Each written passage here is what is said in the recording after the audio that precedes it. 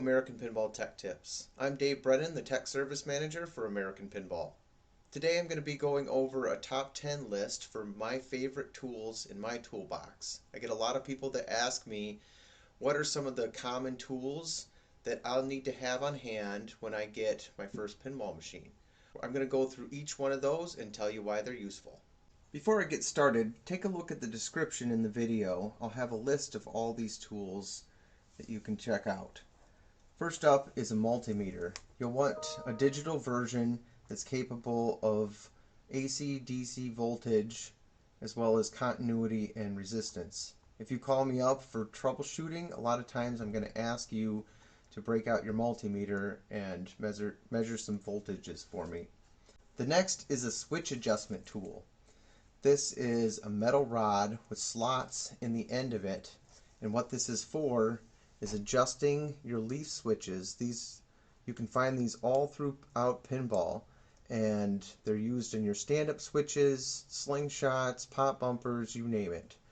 What you do is you put the leaf blade at the bottom of the switch, and you can adjust the switch in or out depending on where it needs to be for the game.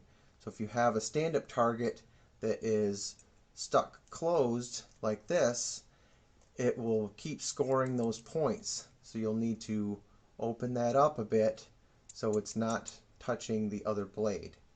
Very useful tool. Next up is a telescoping magnet. This is very useful if you drop a screw on the playfield or in the cabinet, or if you have a stuck ball somewhere, you can get the ball out of a tight spot. A pair of needle nose pliers for general use. These are flush cut snips, and I use these a lot for circuit board repair, just general cutting wires or whatever. Very useful because they're not like side cutters. They have a flat end on them, so you can get a really nice clean cut. Next are a pair of wire strippers. These are pretty standard. They have some wire cutters in the end, as well as stripping different gauges of wire. So if you have a wire that comes off of a switch, you'll need to strip the end to solder it back on.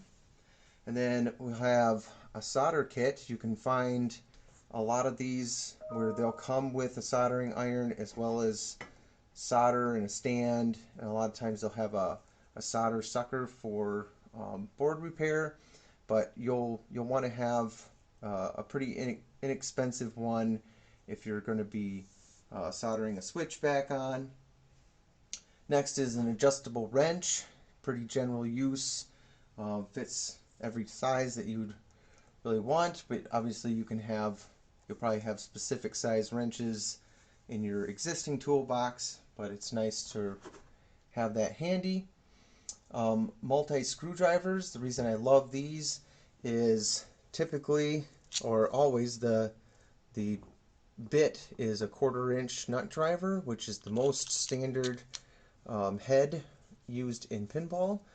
And then if you have this kind that comes out, you have a 5/16, which is also a very common size in pinball.